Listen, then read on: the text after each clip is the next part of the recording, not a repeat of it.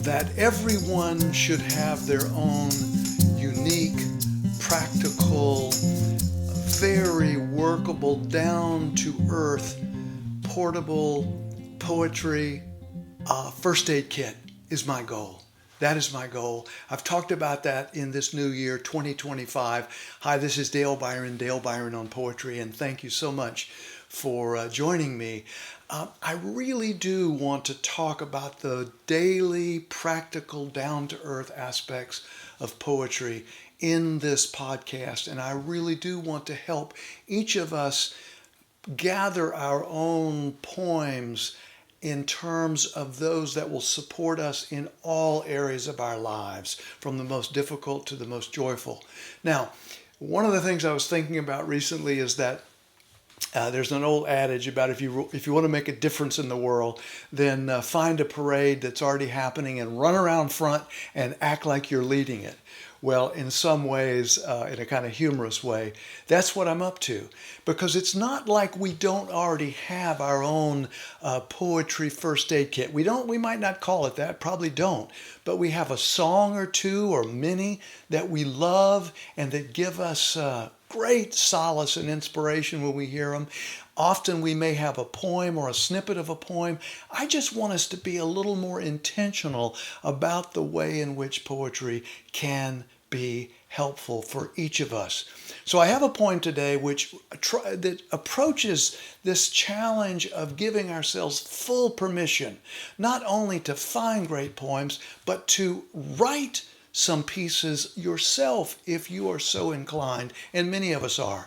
So the poem that I have for us today is called The Great Gods of Permission, and that'll give you a hint about what it talks about. Now, the poem starts with a quote from Gary Miranda, and it's a little snarky, but I love it. And the quote is this: People who do not write or read poetry are spared the inconvenience of thought.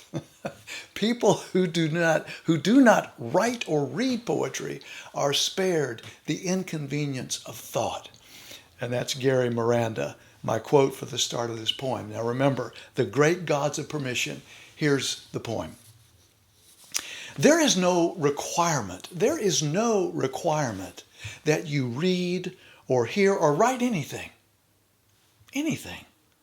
But why not? If I were empowered by the great gods of permission, I would provide you vast Amazon rivers of it. Baptize, forgive, and bless you with it. Baptize, forgive, and bless you with it. After all, language is your human superpower, the only tool you can't put down. Have you noticed? The only tool you can't put down. Of course, it has many shortcomings, like how every noun secretly wants to be a verb. But language is also pure magic.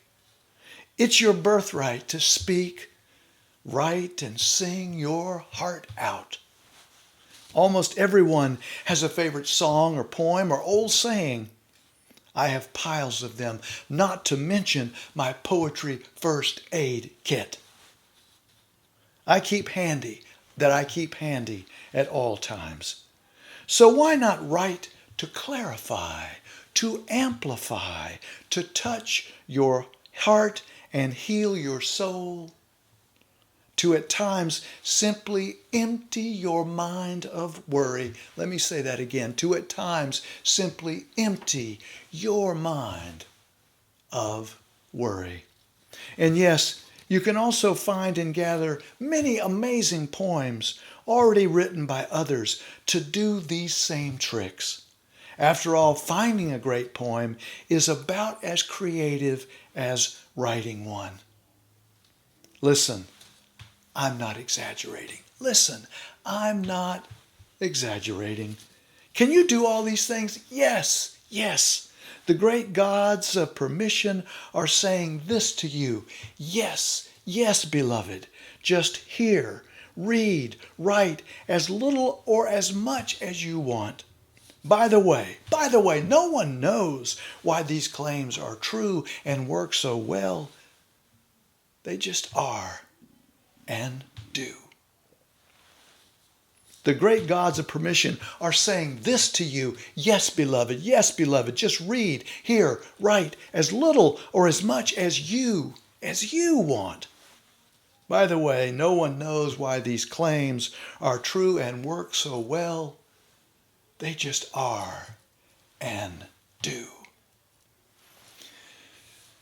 So when this poem came to me recently, I was thinking about this idea in my own work, in working with a whole lot of people in the context of speaking and teaching. One of the things that I've constantly found is, or strive for, is really trying to give people permission to love poetry, to find poetry, to write poetry, to speak it. You know, the great poet Mary Oliver said, "You do not have to be good. You only have to let the soft animal of your body love what it loves." All about permission. And this poem is all about permission. Now look, I know that it's true. My little joke is true. In some ways, what I'm doing is running around the front of the parade and act like I'm leading it. That's okay. I'm fine with that. Because I know that many of us already love poetry. We have favorite songs. We have favorite pieces of poems. That is absolutely true. I'm just saying, let's focus on it. Because in these times, these absolutely difficult times, excruciating times in some ways, there's both the most wonderful, sublime, and the most difficult, and losses, and all of it together. And poetry, again, as our first aid kit, allows us to celebrate those amazing, the wins, the joys, the celebrations, the awesomeness of the natural world, for example. At the same time as there are amazing poems that allow us to grieve and to share loss with others and to heal our own hearts and our own minds of worry and everything in between. So I invite you to keep coming back if you want. And we will explore all these different ways poetry can be used to do all these different things for us in our everyday lives. It's not rarefied. There's nothing rarefied about poetry. It is down in the mud.